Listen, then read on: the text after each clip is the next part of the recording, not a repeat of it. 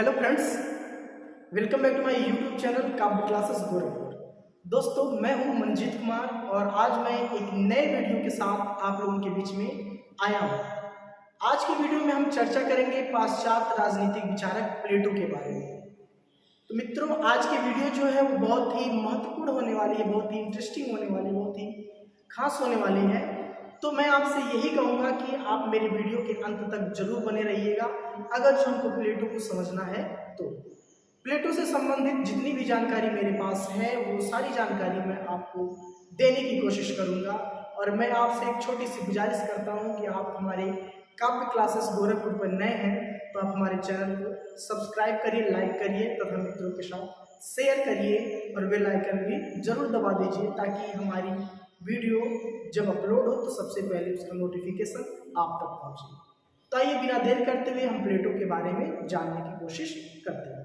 मित्रों, प्लेटो जो थे उनका जो जन्म हुआ था वो हुआ था एथेंस में। कहाँ हुआ था? एथेंस में। और कहाँ हुआ था? किसी साधारण परिवार में नहीं हुआ था। एथेंस के कुलीन परिवार में हुआ था, एक संपन्न परिवार में हुआ था। कब? 428 ईसा पूर्व। मतलब ये समझ लें कि लगभग आज से प्लेटो जब पैदा हुए थे लगभग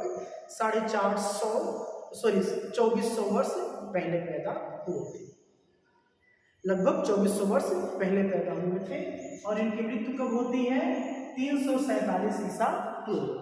आशा करता हूं कि ईसा पूर्व की बातें आपको समझ में आ रही हैं। ईसा पूर्व कहते किसे हैं ये आप लोग जानते हैं। और इनका जो वास्तविक नाम था प्लेटो का, वो नाम था इनका अरिस्टोक्लीज। अरिस्टोक्लीज इनका वास्तविक नाम था। अब आप सोच रहे होंगे कि प्लेटो का नाम प्लेटो है, अरिस्टोक्लीज क्या नाम है? लेकिन मैं एक कंफ्यूजन आपकी दूर कर दूं, एक दुविधा आपकी मैं दूर कर दूं। इनका जो वास्तविक नाम था वो अरिस्टोक्लीज ही नाम था। इनका प्लेटो नाम इनके व्यायाम शिक्षक, जो इनके कह सकते हैं आज के समय में जो इनके जिम ट्रेनर थे, वो इन्होंने इनका नाम प्लेटो रखा।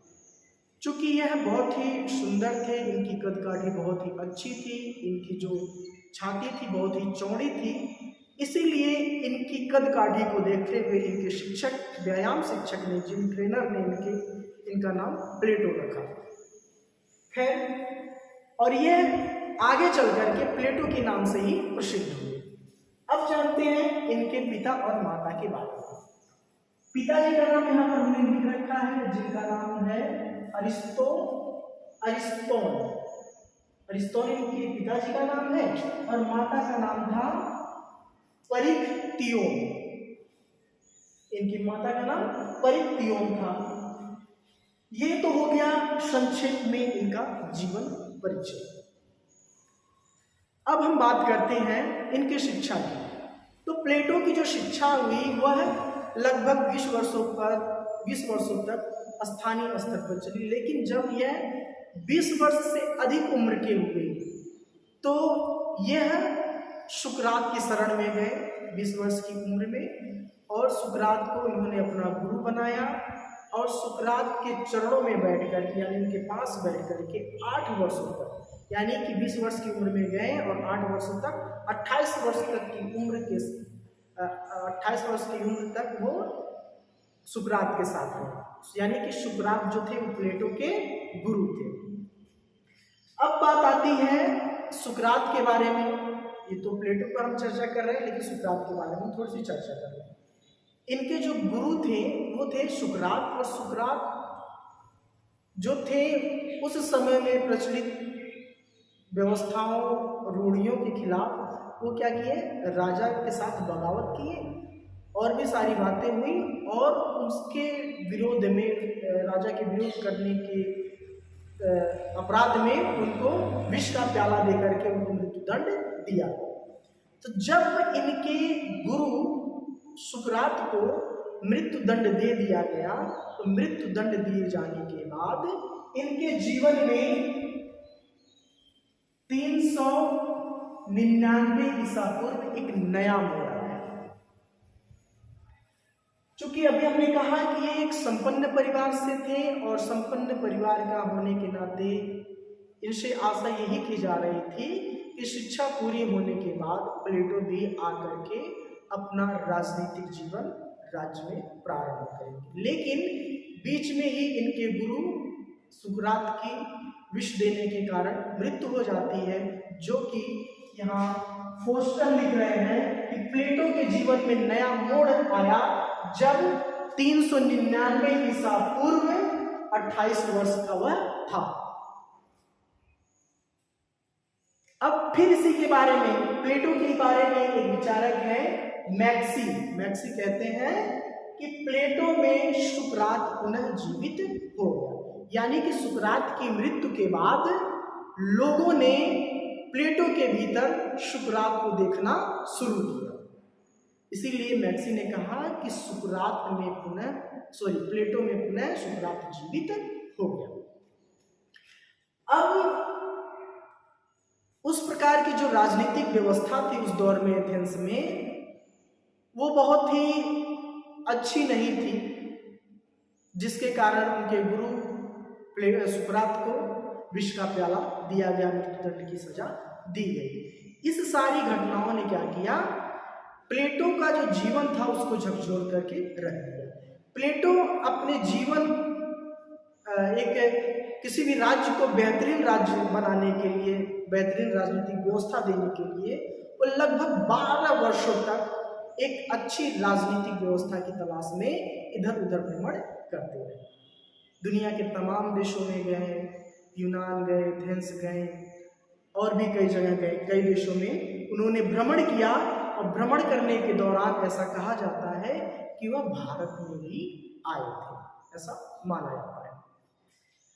अब उन्होंने जो अपने जीवन में राजनीतिक चीज़ों को एक नई दिशा देने के लिए जो प्रयास किया, उन्होंने अपनी बहुत सारी किताबें लिखी और उन किताबों में बताया कि राजा कैसा होना चाहिए, राज्य कैसा होना चाहिए, राज्य में राजनीतिक व्यवस्था कैसी होनी चाहिए, राज्य में न्याय व्यवस्था कैसी होनी चाहिए, राजा के पास संपत्ति होनी चाहिए कि नहीं होनी चाहिए, एक आदर्श राज्य की जनसंख्या कितनी होनी चाहिए, एक आदर्श राज्य में पढ़ी लिखी जनता कितनी होनी चाहिए। तमाम प्रकार से उन्होंने एक राजनीति पर व्याख्यान दिया, बहुत सारी पुस्तकों की रचना की जिन्होंने उसमें राजनीति पर अपना विचार किया। तो वो बहुत सारी जो रचनाएं हैं उसमें से कुछ रचनाओं के नाम मैंने यहाँ पर लिख रखा है, वो मैं आपको क्रमानुसार बता दूंगा। देखिए, प्लेटो ने जितने भी ग्रंथ की रचना की, यानी कि जितने भी पुस्तक उन्होंने लिखा है, उन्होंने लगभग 36 पुस्तक लिखा है। इन्होंने 36 पुस्तक लिखा, 36 पुस्तक लिखा है। और इनकी जितनी भी पुस्तकें हैं सब संवाद शैली, संवाद का मतलब आप जानते ही हैं, प्रश्न करना, प्रश्न पूछना, जवाब देना, ये सारी संवाद शैली है। तो इनकी जितनी भी रचनाएं हैं सारी संवाद शैली में है। तो आइए हम जानते हैं 36 में से कुछ महत्वपूर्ण इनकी रचनाओं के। यहाँ देखिए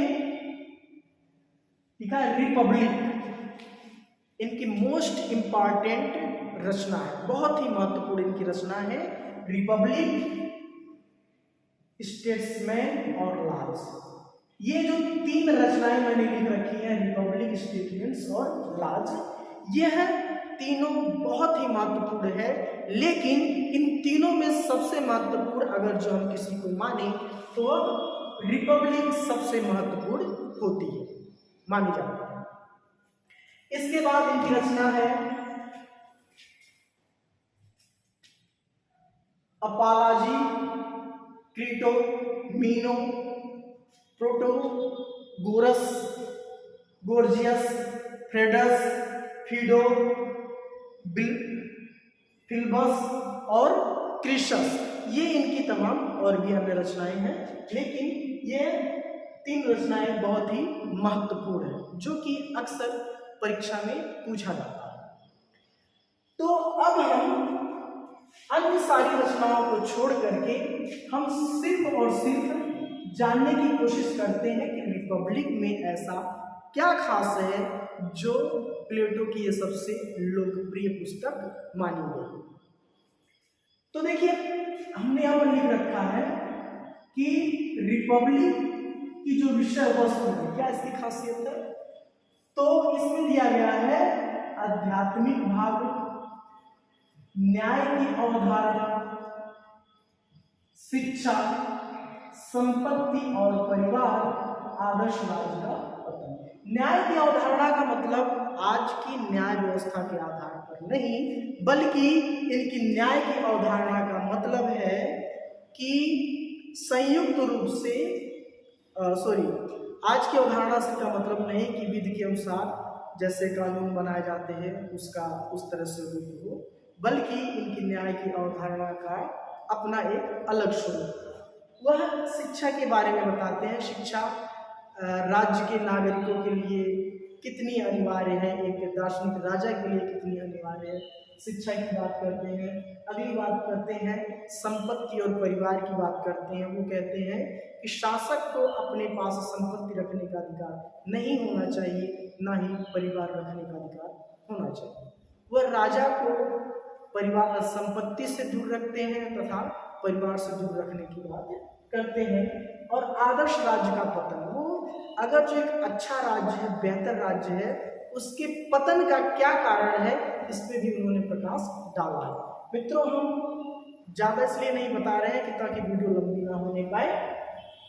तो ये रिपब्लिक की इन्होंने विषय वस्तु तैयार की है, आध्यात्मिक, न्याय और शिक्षा, संपत्ति और परिवार, आदर्श राज्य का पतन। ये चीजें इनकी पुस्तक को खास बनाती हैं।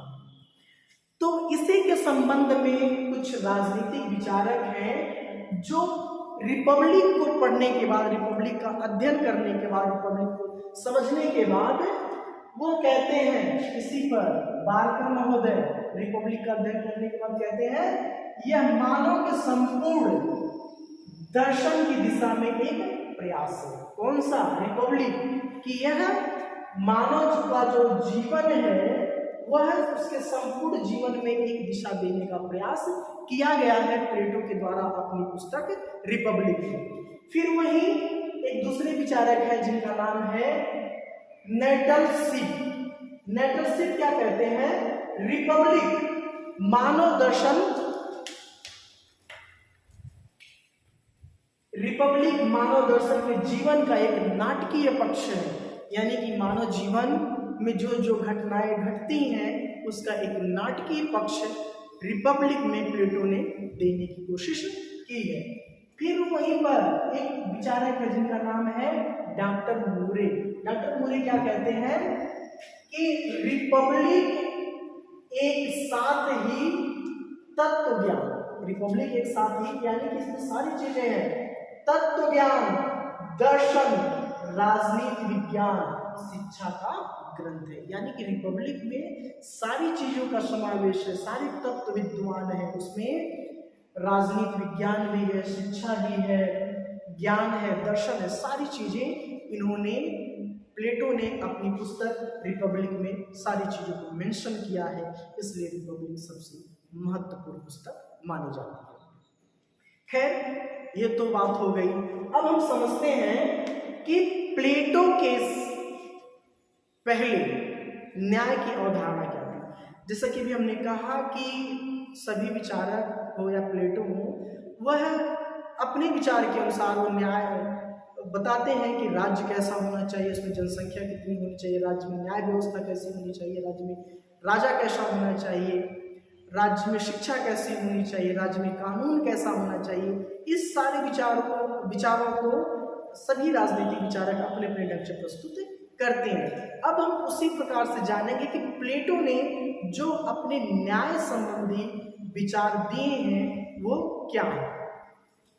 अब हम ये जानेंगे प्लेटो के न्याय संबंधी विचार जानने से पहले कि प्लेटो के समय में या प्लेटो से पूर्व यानी कि प्लेटो के पहले उस राज्य में न्याय की जो व्यवस्था थी वह किस प्रकार से थी। तो यहाँ देखिए हमने लिख रखा है प्लेटो के पूर्व न्याय संबंधी धारणा, यानी कि प्लेटो से पहले जब प्लेटो ने अपना राजनीतिक जीवन प्रारंभ नहीं किया था, राजनीति पर अपना कोई विचार नहीं दिया था, तो उस समय में न्याय की अवधारणा कैसे हुआ करती थी। तो माने अगर जो समय जब प्लेटो थे या प्लेटो से पूर्व जो थे वो उस समय न्याय के जो थे वो 3 सिद्धांत, हमने लिख रखा है 3 सिद्धांत बहुत मायने रखते थे।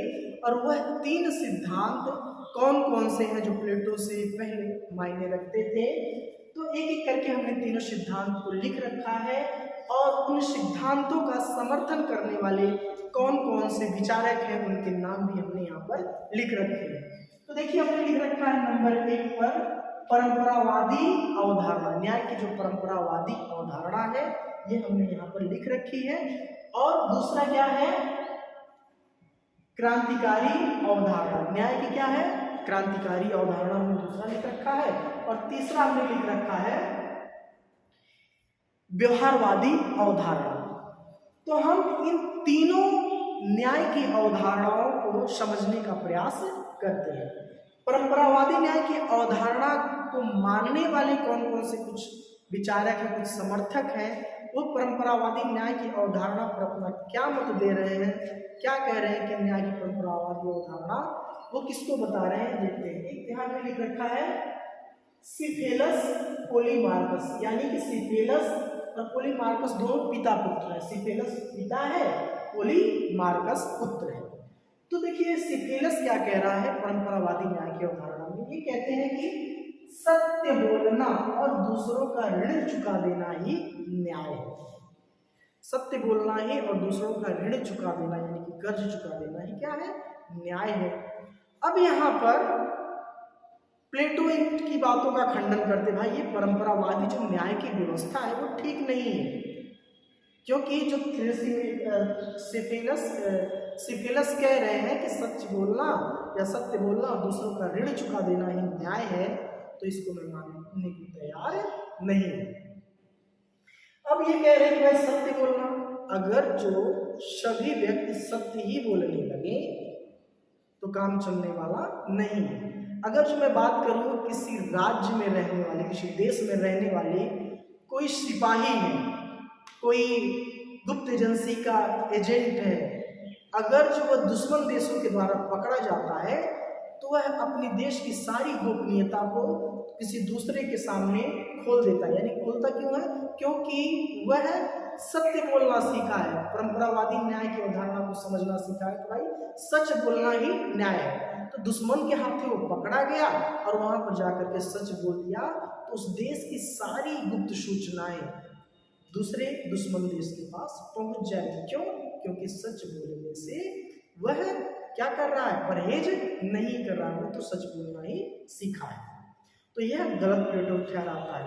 अब दूसरा कह रहा है कि ऋण चुका देना। अब यहाँ हमको इस प्रकार से समझेंगे कि अगर जो हमने किसी से कर्ज लिया है, कर्ज का मतलब वो पैसे की बात नहीं करते हैं, अगर जो हमने किसी से हथियार कोई लिया है और हथियार लेने देने वाला जो व्यक्ति है वो क्या किया, वह थोड़ी देर के लिए विक्षिप्त हो गया, उसकी मानसिक स्थिति बिगड़ गई और हम पुनः उस व्यक्ति को उसका हथियार वापस कर रहे हैं, यानी कि ऋण के रूप में जो हथियार हम लाए थे हम उसको वापस कर दे रहे हैं। तो वह व्यक्ति जो पागल हो चुका है वह क्या करेगा, दूसरों को हानि पहुंचा सकता है और स्वयं भी हानि पहुंचा सकता है। तो ये भी धारणा प्लेटो इसका खंडन करते हैं, इसलिए वो कहते हैं यह जो परंपरावादी न्याय की अवधारणा है वह सही नहीं है, सच बोलना और दूसरे को का ऋण चुका देना। फिर वही उनके पुत्र सिफेलस के पोलीमार्कस है, वो क्या कहते हैं, कह रहे हैं कि प्रत्येक व्यक्ति के साथ उचित व्यवहार करना ही न्याय है। यानी कोई भी व्यक्ति हो, वो हमारा दुश्मन है तो हम उसके साथ दुश्मन की तरह व्यवहार करेंगे, वो हमारा मित्र है तो उसके साथ हम मित्र की तरह व्यवहार करेंगे, कि प्रत्येक व्यक्ति के साथ उचित व्यवहार करना ही न्याय है। तो इस बात का भी प्लेटो खंडन करते, इसको मानने के लिए तैयार नहीं है। वो कहते हैं कि भाई प्रत्येक के साथ उचित व्यवहार करना मतलब उनके कहने का है कि कभी कभी मित्र में भी शत्रु छिपा रहता है। तो मित्र वो बन करके आया और अंदर से शत्रु है, तो शत्रु है तो उसके साथ हम मित्रता का व्यवहार करें, तो ये भी ठीक नहीं है। वो कहते हैं कि भाई शत्रु के साथ शत्रुता का व्यवहार करना उसको और भयंकर बना देगा, वो और बड़ा शत्रु बन जाएगा, तो ये भी ठीक नहीं है कि पोलीमार्कस की बातों का भी खंडन करते हैं कि प्रत्येक व्यक्ति के साथ उचित व्यवहार करना ही न्याय है। ये जो कहता है पोलीमार्कस, इसकी बातों को ये नकारता है। बहरहाल एक परंपरावादी अवधारणा के बारे में जो समर्थक थे उनकी बातों को हमने आप तक पहुंचाया। अब दूसरी जो न्याय की अवधारणा आती है वो आती है क्रांतिकारी अवधारणा, जिसको बताने का प्रयास किया है थ्रेसिमेकस। थ्रेसिमेकस क्या कहते हैं क्रांतिकारी अवधारणा के बारे में? शक्तिशाली का हित साधना ही क्या है? न्याय है। शक्तिशाली का हित साधना ही न्याय है। अब क्या है शक्तिशाली का हित साधना? अब देखिए, अगर जो हम किसी राज्य की बात करें तो सबसे ज्यादा शक्तिशाली कौन होता है? राजा होता है, वहां का शासक होता है, जो भी होता है वो वहीं का होता है। राजा होता है या शासक होता है, सरकार होती है, वही सबसे ज्यादा शक्तिशाली होती है। तो क्या उसी का हित पूरा हो, आम जनता का हित पूरा ना हो, तो क्या यही न्याय है? नहीं होगा ना। तो इसकी भी बातों का खंडन किया जाता है। बढ़ते हैं अगले पर। ग्लाउकन क्या कह रहा है? व्यवहारवादी अवधारणा का ये समर्थक है और ग्लाउकन कहता है न्याय भय का शिशु है। यानी कि वो कहता है कि न्याय जो है वो भय का शिशु है। अब हम थोड़ा जानना चाहेंगे प्राकृतिक अवस्था में। प्राकृतिक अवस्था की हम बात करें तो हम ये पाएंगे कि जब ना राज्य था, ना सरकार थी, ना समुदाय था, कुछ भी नहीं था, तब क्या किया लोगों के साथ एक दूसरे के साथ पशुवत व्यवहार करते थे, क्योंकि कोई कानून नहीं था, कोई न्याय व्यवस्था नहीं थी, कोई सरकार नहीं था, कोई किसी का सुनने वाला नहीं था। तो लोगों ने क्या किया, मिल करके आपस में समझौता किया और समझौते के आधार पर ये निष्कर्ष निकाला कि भाई अगर जो कोई व्यक्ति कोई गलती करता है तो गलती करने के लिए उसको ये सजा दी जाएगी। तो यही कह रहा है कि जो लोग न्याय का पालन करते हैं, जो डरते हैं, वो किसके कारण डरते हैं? कि हमको कोई दंड ना मिले, हमको कोई सजा ना मिले। इसलिए क्या कहता है, लोग भय के कारण उसका पालन करते हैं, यही न्याय है। तो इस बात को भी सही नहीं ठहराया जा सकता। और भी बहुत सारे कुछ राजनीतिक विचारकों के हमने नाम लिख रखे हैं यहाँ पर। अरस्तु क्या कह रहे हैं? अरस्तु कहता है कि न्याय वह संपूर्ण सद्गुण है जो हमें दूसरों के साथ व्यवहार में प्रदर्शित करता है। न्याय वो चीज है हम जो दूसरों के साथ क्या करते हैं, व्यवहार में प्रदर्शित करते हैं, वही न्याय है। ये कौन कह रहा है? यह अरस्तु कह रहे हैं। अब दूसरे विचारक जो कह रहे हैं, इबस्टीन कह रहे हैं कि प्लेटो न्याय संबंधी विवेचना में उसके राजनीतिक दर्शन के समस्त तत्व शामिल है। यानी कि जो न्याय संबंधी विवेचना प्लेटो ने बताया है उसको हम अगली वीडियो में पढ़ेंगे कि अपने तरीके से प्लेटो ने न्याय के संबंध में किस प्रकार की बातें बताई हैं, किस प्रकार से अपना विचार प्रस्तुत किया है। तो मित्रों, आज का हमारा वीडियो यहीं पे खत्म होता है। मिलते हैं हम अगले वीडियो में, तब तक के लिए जय हिंद, नमस्कार।